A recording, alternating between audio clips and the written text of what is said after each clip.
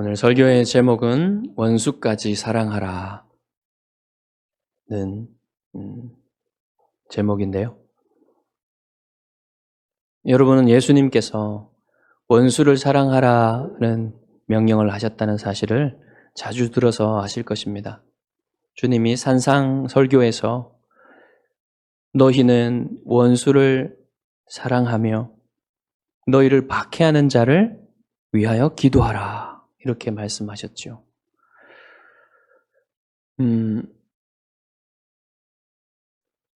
우리의 마음은 주님의 이 명령보다는 눈에는 눈, 이에는 이 이런 말씀에 이끌리기 쉽습니다. 당하면 몇 배로 복수하고 싶은 것이 타락한 마음의 자연스러운 반응이에요. 하지만 우리는 주님의 소유잖아요. 우리는 주님이 원수를 사랑하라는 이 명령을 결코 무시할 수가 없습니다. 그래서 우리는 이 주님이 원수를 사랑하라는 이 말씀을 더욱더 분명히 깨닫고 또 우리의 마음속에 먼저 설득당하고 왜 하나님께서 원수를 사랑하라 하셨는지 이것이 언제나 하나님의 뜻이었음을 우리는 알아야만 합니다. 우리가 지난주부터 19장을 이제 살펴보고 있는데 두 번에 나눠서 살펴보았죠. 지난주에는 이 19장 전체의 주제가 이웃을 사랑함으로써 하나님의 거룩하심을 본받으라 이런 뜻이라는 사실을 우리가 살펴보았고요. 계속 이어서 이제 오늘 본문에서 살펴볼 터인데 이웃 사랑이 여러분 10계명 안에 들어가 있는 하나님의 뜻이죠. 하나님을 사랑하고 이웃을 사랑하라는 것이 10계명의 뜻입니다. 자, 그런데 이 이웃 사랑에서 더 나아가서 원수까지 사랑하라는 것은 구약 성경에는 없는 것 아닙니까? 그런데 갑자기 예수님께서 원수까지 사랑하라 이렇게 말씀하신 거 아닙니까? 이렇게 여러분 생각할지 몰라요. 그렇지만 오늘 본문에 보면 또 구약 성경 전체의 뜻을 살펴보면요. 하나님께서 신약 성경에서 갑자기 말씀하신 게 아니고 원래 하나님의 뜻이 원수까지 사랑하라는 것이었습니다. 그것을 오늘 본문을 통해서 여러분 발견할 수 있으실 것입니다. 자, 이제 레위기를 우리가 계속 살펴봤는데요. 이 레위기 전체적으로 여러분 계속 보시면은 하나님은 이스라엘 백성이 이방 민족의 악습, 죄악된 악습에서 분리되어지고 그들이 하는 그 잘못된 우상숭배 이것에서 자신을 분리시켜서 이스라엘의 모든 행위에서 일상적인 삶에서 분리하라는 것이 하나님의 뜻이었어요. 자, 그런데 이렇게 이스라엘 백성이 자꾸만 이방의 풍습과 분리되려고 노력하면 노력할수록 여러분 어떤 가능성이 있겠습니까? 그 이방인들의 악습과 분리되는 것뿐만 아니라 이방인 자신들을 미워하는 데까지 나아갈 가능성이 있지 않겠어요? 네, 그럴 가능성이 충분합니다. 그래서 여러분 나중에 유대인들은 이방인들을 향하여 뭐라고 불렀냐면 개라고 불렀죠. 개. 그들은 할례 받지 못한 자들이라 하면서 경멸하며 미워했습니다. 만나기도 싫어했고요. 같이 밥을 먹지도 않았습니다. 하나님은 우리가 이러한 방향으로 우리의 마음이 나아가는 것, 이스라엘의 마음이 나아가는 것을 원치 않으셨어요. 그래서 하나님은 이 레위기의 율법 가운데 그것을 분명히 가르쳐 주시기를 원했습니다. 우리도 여러분 이 세상에 속한 것을 사랑하지 않기 위해서 세상과 분리하고 세상과 구분되어 살려고 하는 그 노력들을 하는 가운데 어떻게 될 수 있겠어요? 세상에 속한 세상 사람들, 불신자들, 또 그 중에서 더욱 우리를 미워하고 박해하는 사람들이 있잖아요. 그런 사람들에 대해서 관심을 아예 꺼버리고 그들을 미워하는 쪽으로 나아가지 않겠습니까? 우리의 마음이. 그런 것을 하나님은 원하시지 않는다는 거예요. 오늘 말씀 속에서 여러분 그것을 확인하면 좋겠습니다. 그것이 하나님의 뜻이 아니라는 것을. 여러분 지금 오늘 읽었던 19장 19절부터 37절까지는 어떻게 나눠지냐면 19절부터 32절까지는 계속해서 이제 이스라엘이 분명하게 이방 사람들과 확연히 구분되는 그러한 거룩한 삶을 사는 그런 금지 규정들, 또 해야 될 것들을 말해주고 있고요. 33절부터는 뭐냐면 아까 제가 말씀드린 것처럼 이 19장 전체의 주제가 이웃사랑이라 그랬죠. 이 이웃사랑에서 더 나아가서 자기의 이웃을 자기 동족, 이스라엘 동족만 포함시키는 것이 아니라 이웃사랑의 범위를 거류민, 동족이 아닌데 이스라엘에 들어와서 사는 사람들까지 사랑하라는 쪽으로 확장시키는 것을 볼 수가 있어요. 자, 이제 19절부터 32절까지 이제 규례들을 하나씩 살펴보겠습니다. 19절은 혼합 금지 명령이에요. 혼합시키지 말라는 겁니다. 근데 금지의 이유는 나오지 않기 때문에 이것을 해석하기가 쉽지가 않아요. 무엇을 섞지 말라고 하셨냐 하면 다른 종류의 가축을 짝짓기 시키지 마라 그랬습니다. 그리고 다른 종류의 곡식을 같이 땅에다가 뿌리지 말라 그랬어요. 그리고 다른 직물을 가지고 섞어 짜지 말라고 그랬어요. 자, 먼저 다른 종류의 가축들, 예를 들면 양과 염소를 짝짓기 시키지 말라. 이것은 여러분도 이미 예상을 하실 거예요. 하나님이 이 세상을 창조하실 때, 동물들, 식물들을 창조하실 때 종류별로 만드셨어요. 종류별로 창조하셨어요. 그렇기 때문에 그 경계를 넘어가지 말라는 겁니다. 이것은 여러분, 이스라엘 백성이 다른 민족과 통혼하지 말라, 다른 민족과 결혼하지 말라고 하는 그것을 통해서 그들이 거룩함을 지켜야만 한다고 그랬죠. 그런데 이스라엘 백성은 이렇게 하나님이 경계를 정해놓으신 동물들의 경계를 넘어가지 않는 그러한 가축을 기르는 데 있어서도 거룩함을 나타내어야 했다는 사실을 말해주고 있는 것입니다. 이것이 가축을 키우는 데 있어서 이스라엘의 정체성을 보여준다는 것이죠. 그 다음에 곡식 종자와 옷감의 경우는 조금 더 어렵습니다. 왜 그렇게 해야만 했는지 조금 힘들어요, 사실은. 그냥 쉽게 이럴 것이지라는 게 아니고요. 자, 옷감의 경우를 한번 생각해 보세요. 곡식을 섞어 뿌리는 일은 조금 더 많은 해석에 어려움이 있습니다. 그래서 이 직물, 섬유를 섞어 짜는 것에 대해서 한번 생각해 보겠습니다. 이 이스라엘 백성 중에 오직 대제사장만 섞어 짠 옷을 입을 수가 있었어요. 대제사장의 에봇 있죠, 에봇. 겉옷 위에 걸치는 그 조끼 같은 거요. 그 에봇은요, 양모와 린넨을 섞어서 짠 옷입니다. 색깔을 달리한 옷이에요. 그 당시에는 지금처럼 그런 여러 가지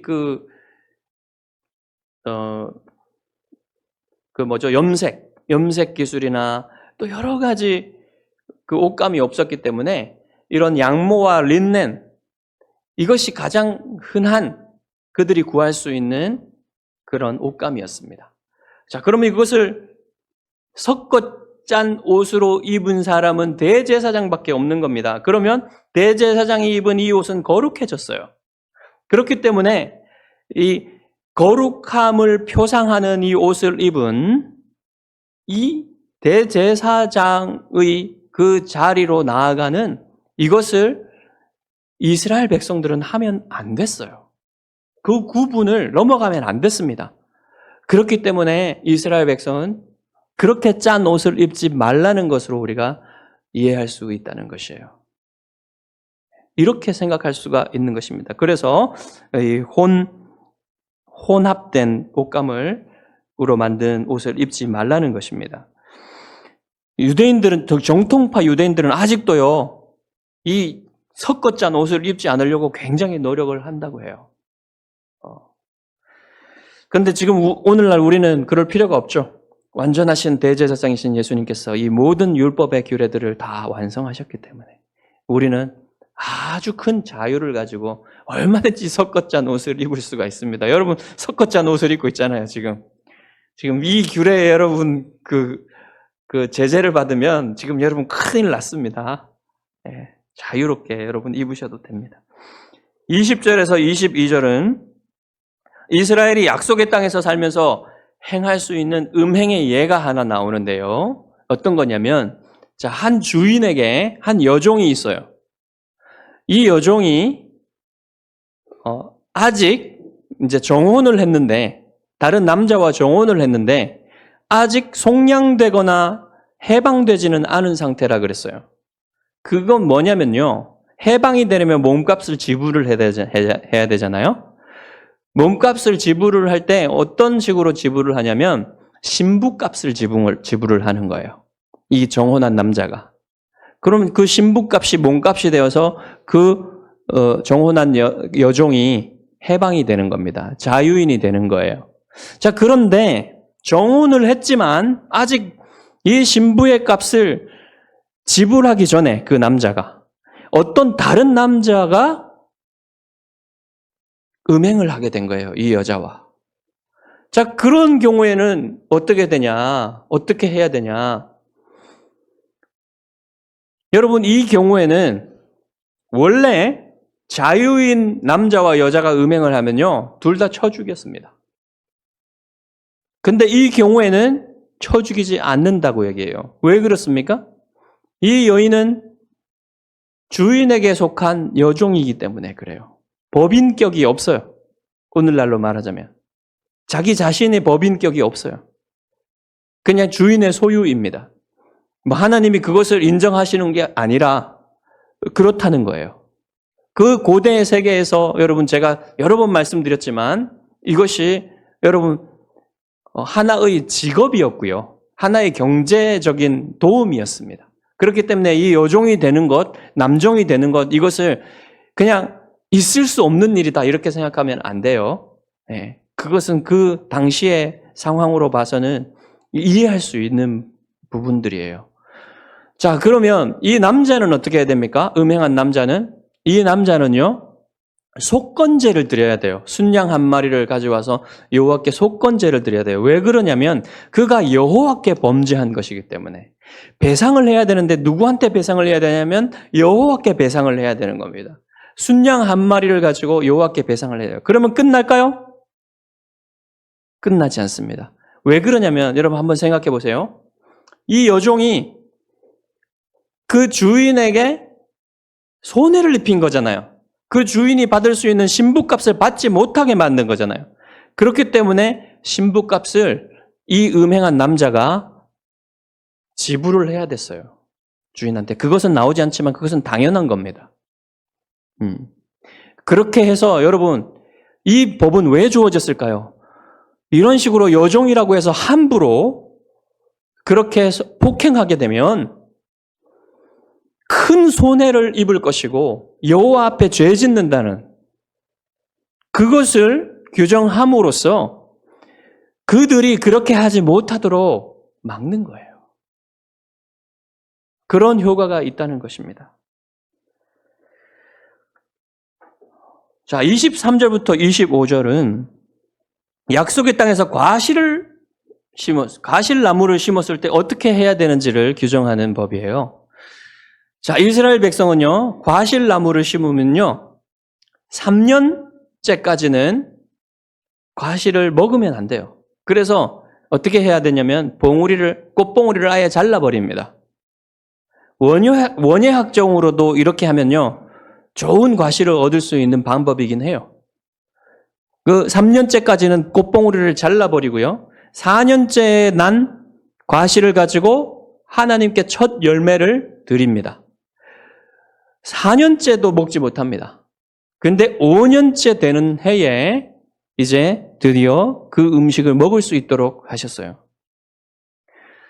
포도의 경우는요, 제가 그 시골에서, 저희 고향에서 포도 농사를 짓고 계신 우리 누님에게 물어봤더니, 요즘에 포도 농사를 지면은 몇 년째에 수확을 하냐 물어봤더니 2년째에는 반 정도 과실이 열린대요.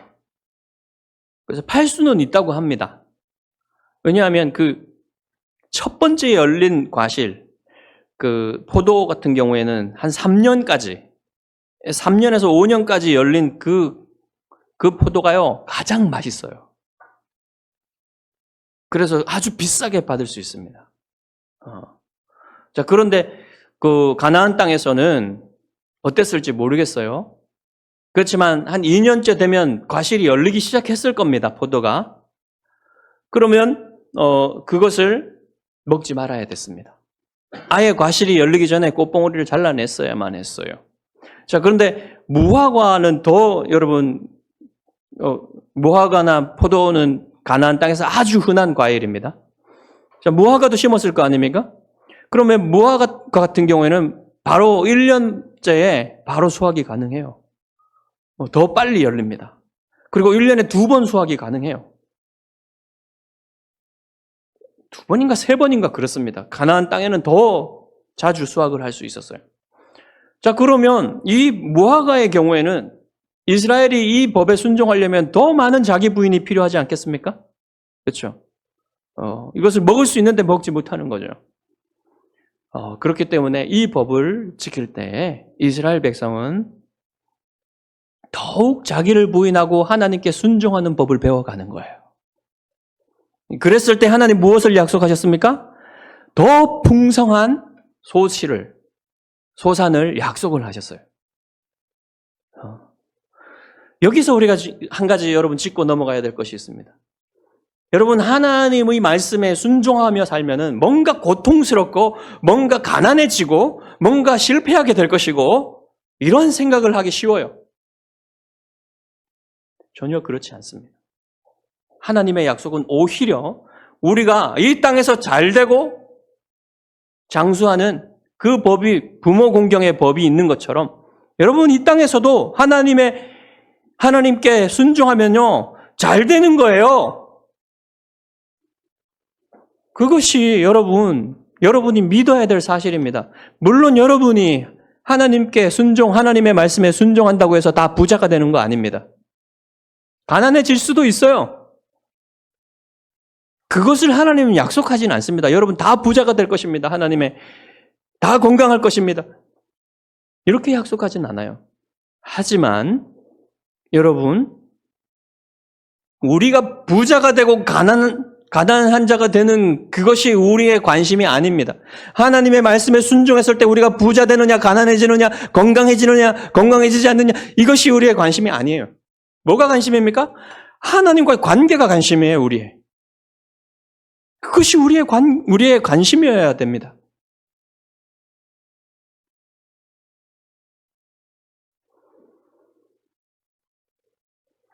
그래서 여러분이 하나님의 모든 말씀에 순종해야 하는 것은 여러분이 하나님과 더 가까워지고 하나님께 더 사랑받고 여러분이 하나님을 더 사랑하게 되고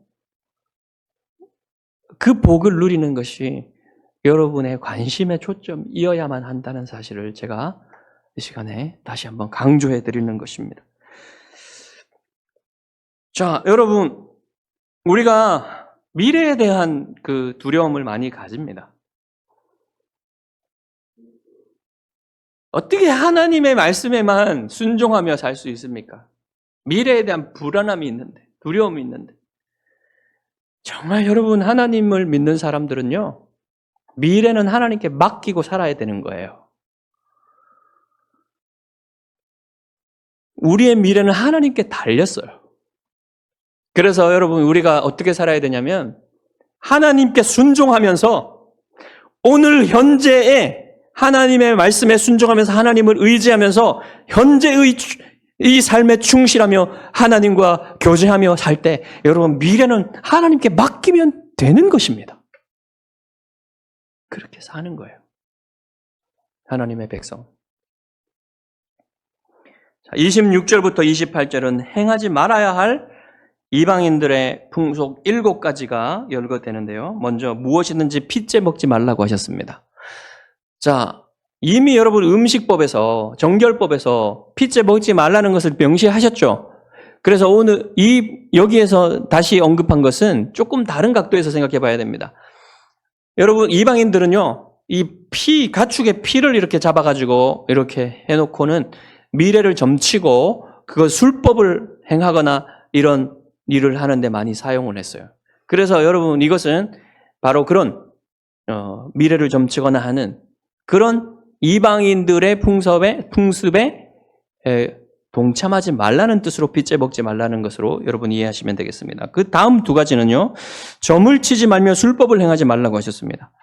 점치는 것이나 술법을 행하는 것은 다 미래를 점치고 미래를 예견하는 것 이런 것과 관련된 거예요. 그런 것을 하지 말라는 거예요. 당연히 그래야 되겠죠. 여러분. 그래서 여러분 신접한 자나 박수, 무당 이런 것들을 하지 말라는 겁니다. 그래서 사울 왕은 자신이 이 땅에서 이 신접한 자들이나 박수, 무당들 다 쫓아내라고 명령을 해놓고는 자신이 궁급한 상황에 어떤 곤궁한 상황에 처했을 때는 이 강신술사한테 찾아가가지고 사무엘을 불러내라고 하는 겁니다. 이것을 볼 때 여러분 이스라엘 백성들이 이 사울 왕의 통치 이전에까지도 여전히 이러한 신접한 자나 박수 무당이나 이런 것들을 끊지 못했다는 사실을 여러분은 알 수 있는 거예요. 여러분 요즘 파묘라는 영화가 굉장히 유행하고 있죠. 이 영화가 여러분 이런 주술 행위를 하는 그런 걸 보여주는 영화입니다. 여러분 참으로 재미있지요. 재미있다고 해야 되나? 오늘날 사람들을 보시면요. 과학을 맹신하는 사람들이에요. 근데 과학을 맹신하면서 또 한편으로는 주술적인 것도 굉장한 관심을 가집니다. 그러니까 여러분 오늘날 사람들 보십시오. 한편으로는 이 과학의 시대에 무슨 귀신이 있냐, 초자연적인 현상 이런 것들 말도 안 된다라고 얘기하면서 이럴 때는 과학을 맹신하고 저럴 때는 주술적인 것, 초자연적인 것들을 왔다 갔다 합니다. 이럴 때는 합리적인 것, 이럴 때는 불합리적인 것을 왔다 갔다 합니다. 그게 왜 그렇겠습니까, 여러분? 하나님이 없는 사람들. 이 세상의 창조자, 이 세상의 모든 원리들을 주관하시는 분. 이분이 없기 때문에 그들이 하나님을 의지하지 않기 때문에요. 이쪽 저쪽을 왔다 갔다 하면서 극단적인 그런 방황을 하면서 사는 게 오늘날 사람들이에요. 언제나 그랬어요. 고대에는 안 그랬습니까? 언제나 그랬어요. 이 법을 주시는 이때에도 다 그랬습니다. 누구든 그래요. 누구든 사울왕과 같이.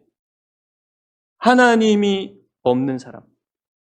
하나님을 의지하지 않는 사람은 그렇게 살 수밖에 없는 것입니다. 그리스도인들은 이런 행위를 결코 용납해서는 안 돼요. 여러분, 90년대에 보면은 여러분 그리스도인들이 하나님의 뜻을 구하며 하나님의 인도를 구한다는 그런 것이 굉장히 유행했어요. 저희 대학생 때도 그랬습니다. 많이 유행했어요. 하나님의 뜻을 구한다. 우리가 그 뜻을 찾는다. 자, 여러분 성경적인 하나님의 뜻을 구하는 방법은 무엇입니까? 여러분 하나님의 초자연적인 무엇인가를 구하는 것은요 성경적인 방법이 아니에요. 하나님의 뜻을 구하는 방법. 그것은 하나님의 뜻을 구하는 좋지 않은 방법입니다. 여러분, 우리가 하나님의 뜻을 구할 때는요, 완결된 하나님의 특별 계신 성경 말씀에 근거해서 하나님이 말씀하신 대로 살아가려고 노력하는 것이 하나님의 뜻을 구하는 것입니다. 여러분, 오늘날도 많은 그리스도인들이 꿈이나 예언이나 환상이나 어떤 마음의 느낌을 의지합니다. 어떤 특별한 느낌이 들어야 돼요. 어떤 평안한 마음이 들어야 돼요. 어떤 환상을 봐야 돼요. 꿈을 꿔야 돼요. 예언을 들어야 돼요. 이 모든 방법들은요, 전체 성경이요, 좋지 않은 방법이라고 계속해서 말해온 거예요. 여러분. 사도들이 어떤 특별한 경험을 통해서 하나님의 뜻을 안 적은 있어요. 그렇지만요, 사도들의 경험 속에서도 그런 것들은 매우 드문 일이에요. 성경을 보십시오, 여러분. 사도들도요, 어떤 결정을 하고 어떤 선택을 할 때요, 일반적으로 구약 성경을 가지고 결정을 했어요. 이미 드러난 하나님의 도덕적인 뜻, 이미 드러난 하나님의 분명한 뜻을 가지고 선택하며 나아갔습니다. 그래서 우리는 어떻게 하나님의 인도하심을 받고 하나님의 뜻을 따라가야 되냐면, 가장 먼저 하나님이 우리에게 말씀하신 그 말씀이 뭐라고 말씀하고 있느냐, 이것이 가장 중요해요. 그 다음에 성경에서 분명하게 말씀하시지 않은 여러 가지 선택 가능한 선택지들이 있는 그런 문제들에 대해서는요, 많은 자유가 있어요, 여러분. 그래서 더 성숙한, 자기보다 더 성숙한, 훌륭한, 지혜로운 그런 그리스도인들에게 조언을 구할 수 있습니다. 목회자에게 조언을 구할 수 있고요. 여러분 주변에 정말 신뢰할 만한 그런 그리스도인들이 있다면 그런 사람들과 상담을 해볼 수 있어요. 그것도 하나님의 말씀에 규제를 받습니다. 자, 그리고 기도할 수 있어요, 하나님께. 하나님, 어떤 것이 더 좋은 것입니까? 기도할 수 있어요. 자, 이러한 방법이요, 무엇입니까? 지혜의 길이에요, 지혜의 길. 우리는 A부터 E까지 선택 가능한, 하나님이 아니라고 말씀하시지 않는 한요, 자유가 있어요, 무엇을 선택하든지. A를 선택하든지 C를 선택하든지 상관없어요, 여러분. 여러분이 그 중에서 이러한 제가 말씀드린 방법들을 가지고 지혜롭게 선택하고요, 그것에 책임을 지면 되는 겁니다. 여러분, 이것을 결정할 때 가장 중요한 게 뭐냐면요, 가장 먼저 우선순위에 둬야 될 것은 여러분의 예배가 방해받느냐, 여러분의 공예배가 방해받느냐, 이것이 첫 번째 우선순위입니다. 어떤 것을 선택할 때 여러분이 공예배가 방해받는다면 그것을 선택하지 말아야 돼요. 다른 것을 선택해야 됩니다. 그리고 두 번째로, 여러분이 하나님 앞에 거룩한 삶을 사는데, 여러분이 하나님 앞에 더 거룩하여지는데 방해가 되냐? 그러면 선택하지 말아야 됩니다. 이건 하나님의 드러난 분명한 뜻이에요. 그 외의 것들은 2차적인 겁니다. 2차적인 부분에 있어서는 많은 자유가 있어요, 여러분. 그것들도 여러분 그 자유 안에서 기도하면서 선택하십시오. 그리고 선택해놓고는 하나님을 원망하지 마십시오. 여러분이 선택하는 것이 하나님이 선택해 주시는 게 아닙니다. 잘 아셔야 됩니다. 여러분이 선택하고 여러분이 책임을 지는 겁니다. 그래서 하나님은 여러분이 더 지혜롭고 더 하나님의 뜻을 잘 아는 그런 성숙한 사람들로 변하시기를 바라는 거예요. 그렇게 살아가는 겁니다. 그렇게 선택하고 가는 거예요.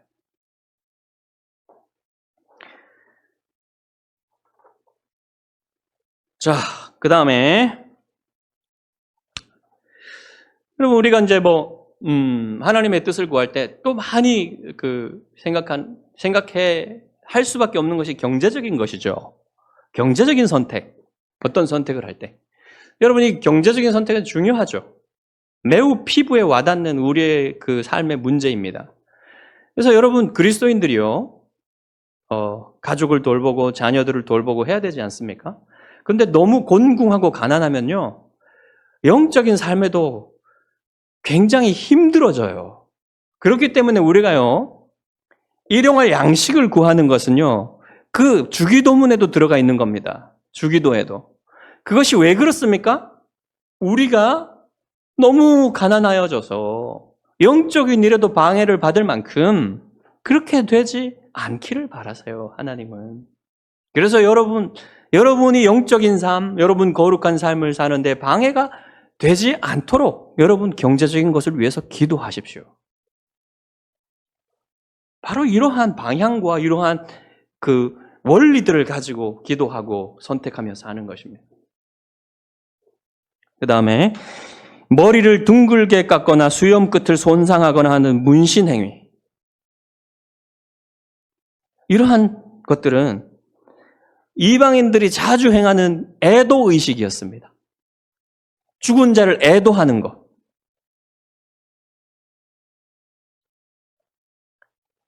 이런 일을 여러분 이스라엘은 하지 말아야 된다는 거죠. 하나님이 주신 그 몸을 손상하는 일. 그리고 여러분 몸에다 무늬를 놓는다 그랬는데 그거는 이방인들이 자기 종들한테 이렇게 도장을 찍었어요. 불로. 그런 무늬를 새기잖아요. 그런 것들은 이스라엘은 하면 안 된다는 거죠. 하나님이 형상으로 지어진 사람이기 때문에 아무리 종이라 해도 그런 식으로 하지 말라는 거예요. 그 타투에 대해서 여러분, 문신의 다른 말이죠. 문신은 타투. 어떻게 생각하십니까? 이 타투가, 문신이 그 자체로는 큰 죄는 아니에요. 물론 그 타투를 하는 사람들의 마음속에 저는 그 거룩한 생각이 있을 것이라고는 생각하지 않습니다. 그것이 큰 죄는 아니지만 여러분 지혜롭지 않은 행동일 가능성이 아주 커요. 지혜롭지 않습니다. 여러분 타투하는 거는. 왜 그러냐면요. 한번 타투를 새기면요.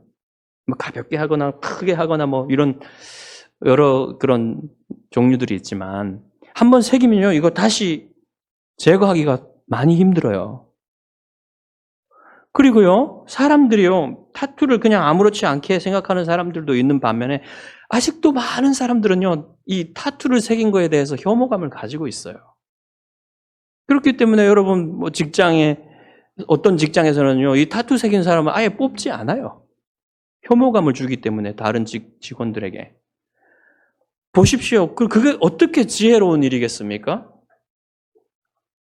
지혜로운 일이 아닐 뿐더러 저의 세계관과 저의 생각 속에서는 어떻게 생각이 되냐면 이것은 우리 그리스도인들은 거룩해지는 데 있어서 하등 도움이 되지 않는 겁니다. 그러면 하지 말아야겠죠. 네. 오늘날도 마찬가지인 것이죠. 자, 그 다음에 가난이 일반적이었던 고대 세계에서 경제적인 이득을 취하기 위해 아버지들이 딸을 신전창기로 파는 일이 흔했던 것 같아요. 가나안 땅에는. 근데 이스라엘 사람들이 이런 일을 하지 말라는 겁니다. 그렇게 되면 이스라엘 전역에 이 음행의 죄가 가득 찰 것이기 때문에 이렇게 하지 말라는 것이죠. 그 다음으로 안식일을 지키는 것은 여호와의 성소를 귀히 여기는 것과 연결이 된다고 했어요. 여러분 안식일을 지키는 것은 시간을 거룩하게 만드는 것입니다. 여러분 성소 밖에 성막 밖에서는 여호와의 이름과 안식일이 성막의 역할을 한다 그랬죠. 자, 일주일 가운데 안식일을 기억하여 거룩히 지키는 것은 그들의 일상의 시간을 거룩하게 하는 것이라 그랬어요. 그래서 그들의 일상을 거룩하게 하는 것, 시간을 거룩하게 하는 것은 또 공간을 그들의 땅을 거룩하게 하는 것과 연결이 되는 거예요. 이렇게 그들은 거룩하게, 그들의 삶의 영역을 거룩하게 하라는 하나님의 뜻이었습니다. 자, 그리고 32절에 보시면 노인을 공경하라 명령이 나오죠. 여러분 노인을 공경하는 것은 나이 든 사람들을 단순히 존경해야 된다 이런 것을 넘어가는 거예요. 성경에서 노인을 공경하는 것은. 성경에서 노인을 공경하는 것은요, 십계명의 내 부모를 공경하라는 명령의 연장선에 있는 것입니다. 모든 노인들은요, 다른 사람, 부모가 아닌 사람도 있긴 하겠지만, 다른 사람의 부모 아닙니까? 그렇기 때문에 그 노인들을 공경하는 것은 부모 공경의 연장선이며, 부모 공경은 그 권위를 세우신 하나님에 대한 공경인 거예요. 그렇게 연결되는 것입니다. 자, 그 다음에 33절부터는 이제 19장 전체의 주제의 절정으로 가게 됩니다. 여러분, 19장 전체의 주제는 이웃사랑이라 그랬죠? 이웃사랑으로 하나님의 거룩하심을 담는 것이라 그랬는데, 이 이웃사랑의 범위가 확장되는 겁니다. 누구에게로? 거류민에게. 거류민은 이 땅에서 난 이스라엘 백성이 아닌데, 이스라엘 그 동족이 아닌데, 다른 나라에서 살다가 어떠한 이유로 이스라엘에 들어와서 잠시 살고 있는 그런 사람들이에요. 그런 사람들은 누가 있겠습니까? 여기 일하러 온 기술자들, 노동자들, 용병들, 그 다음에 상인들, 이런 사람들이 들어와 있겠죠? 그런 사람들에게 어떻게 해야 되느냐? 33절과 34절을 보겠습니다. 같이 읽어보겠습니다. 34절, 33절 같이 읽어보겠습니다. 거류민이 너희의 땅에 거류하여 함께 있거든 너희는 그를 학대하지 말고 너희와 함께 있는 거류민을 너희 중에서 나은 자같이 여기며 자기같이 사랑하라. 너희도 애굽 땅에서 거류민이 되었었느니라. 나는 너희의 하나님 여호와이니라. 여러분, 여기에 보시면요, 놀라운 말씀이 있죠. 단지 학대하지 않는 것이 아니라 어떻게 하라 그래요? 자기처럼 사랑하라 그러죠. 여기에 여러분, 그 하나님의 뜻, 아까 제가 말씀드린 초두에 말씀드린 그 하나님의 뜻이 들어있는 것입니다. 왜 그렇게 하라고 하셨어요? 거기에 보면 이스라엘도 거류민이었다. 애굽에서. 거류민이었는데 하나님께서 그들을 사랑하셔서 그들을 이끌어내시고 그들을 사랑하여 주셨다. 그래서 너희는 그 사랑을 받은 자로서 너희들도 거류민을 사랑하라. 이렇게 하나님이 말씀하시는 거죠. 자, 여러분, 우리 그리스도인들도 그대로 적용이 돼요. 여러분은 정말 하나님 나라의 이방인이었죠. 하나님 나라의 외국인이었죠. 여러분 하나님 나라에 속한 사람들이 아니었습니다. 그런데 하나님이 여러분들을 하나님 나라에 속한 백성으로 불러주시고 하나님의 자녀로 삼아주시기까지 하셨잖아요. 그 사랑을 받은 우리는 무슨 빚을 진 사람들이에요? 영원히 갚을 수 없는 빚을 진 사람들이에요. 빚진 자예요. 우리 모두가 빚진 자예요. 그 빚을 우리가 갚을 수는 없어요, 하나님께. 무엇을 해서 우리가 갚겠습니까? 다만 우리는 무엇으로 하나님 앞에 우리의 마음을 드려야 되는 것입니까? 하나님의 그 사랑을 갚을 수는 없지만 우리가 하나님을 닮아서 원수를 사랑하게 되는 거예요. 원수를 사랑할 때 우리가 그 하나님을 닮게 되는 것입니다. 하나님의 사랑을 닮게 되는 것이죠. 자, 여러분, 이 거류민들은요, 왜 원수나 마찬가지냐면요, 보세요. 이스라엘 백성들은 계속해서 전쟁을 해야만 했어요. 다른 이민족들이, 주변의 민족들이, 다른 나라들이 계속해서 이스라엘을 괴롭히고 유혹하고 걸려 넘어뜨려서 그들이 하나님께 반역하게 만드는 그런 일을 계속 하였기 때문에 여러분, 원수라고 봐도 무방한 거예요. 거류민들도. 그렇기 때문에 거류민을 사랑하라는 것은 다른 말로 하면요, 원수까지 사랑하라는 말이 되는 거예요. 자, 이제 거류민을 사랑하라는 이 말씀은요, 실천되어야만 했는데 그 실천의 예가 35절과 36절에 나옵니다. 재판할 때나 물건을 상거래할 때 어떻게 하라고요? 공평하게 하라고요. 재판할 때 거류민이라고 해서 다른 기준을 제시하지 말라는 겁니다. 상거래할 때 내가 받을 때는 무거운 추를 사용하고 줄 때는 가벼운 추를 사용해서 하지 말라는 거예요. 모두에게 공평하게 하라는 겁니다. 여러분, 거류민들은 그게 사정을 잘 모르기 때문에 상인들이 그렇게 속이는지 잘 모릅니다. 얼마든지 그렇게 해서 많은 경제적인 이득을 취할 수 있겠죠. 이런 일을 하지 말라는 겁니다. 이렇게 해서 실천적으로 사랑을 하라는 거예요. 그냥 마음속에만 사랑하지 말고 이렇게 해서 사랑을 하라는 거죠.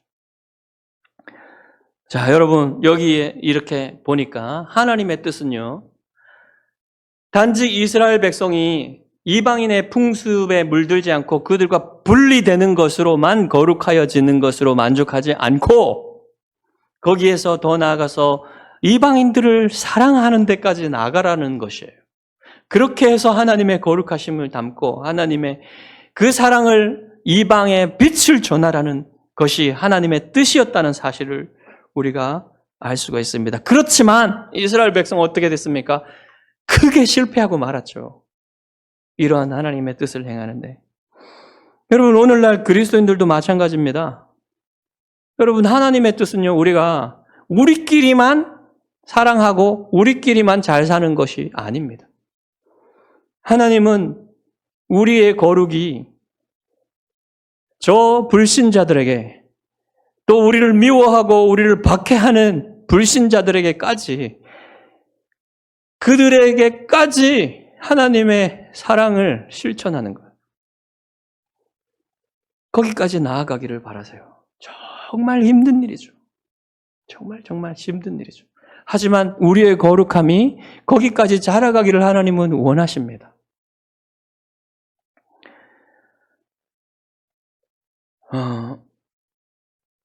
우리의 사랑이 언제나 부족함을 깨달으면서 우리가 기도해야 됩니다. 참 우리는 우리의 거룩함은요, 사실상 보세요. 교회 안에서도 서로 싸우는 그 수준밖에 안 돼요. 그런 사람들이 무슨 원수들을 사랑하겠습니까? 그 참 너무너무 먼 얘기처럼 느껴지는 것이죠. 그래서 주님은 너희들, 제자들에게 너희들이 서로 사랑하라 말씀하시는 거예요. 그것이 안 되면 어떻게 원수를 사랑하겠어요? 보십시오. 교회가요, 세상을 변화시키자고 하는데요. 어떻게 세상을 변화시키겠습니까? 교회 지체들이 서로 사랑하지 않는데 어떻게 세상을 변화시킵니까? 우리가 세상을 변화시키라고 부름받은 게 아닙니다. 단지 우리를 미워하고 우리를 박해하는 그들을 사랑하라고 부름받은 거예요. 여러분, 그렇게 할 때 세상은 우리 안에서 하나님의 거룩하심을 보는 거예요. 우리는 세상을 변화시킬 수 없어요, 사실. 세상은 더 악해질 것입니다, 앞으로.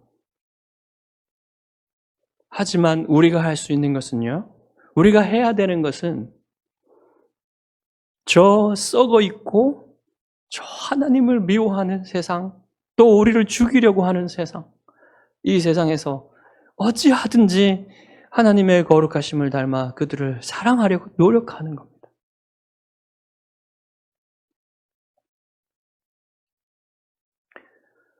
그렇게 여러분, 우리가 참 갈 길이 멀죠. 여러분, 스데반 집사님은 예수님을 믿는다는 이유로 그 동족들이 자기를 돌로 쳐 죽이는데 그들을 용서해 달라고 하나님께 기도했어요. 그리스도의 사랑을 닮은 거죠. 손양원 목사님은 자기 아들을 쏴 죽인 그 청년을 자기의 아들로 입양을 해가지고 사랑을 했어요. 하나님의 사랑을 닮은 거죠. 하나님께서는 우리도 그런 사랑하는 사람으로, 그렇게 거룩한 사람으로 하나님을 닮아가기를 원하십니다. 우리의 갈 길이 아직 멀지만 우리가 기도하면서 그렇게 하나님을 닮아가는 사람들이 될 수 있기를 주님의 이름으로 축복합니다. 기도하겠습니다.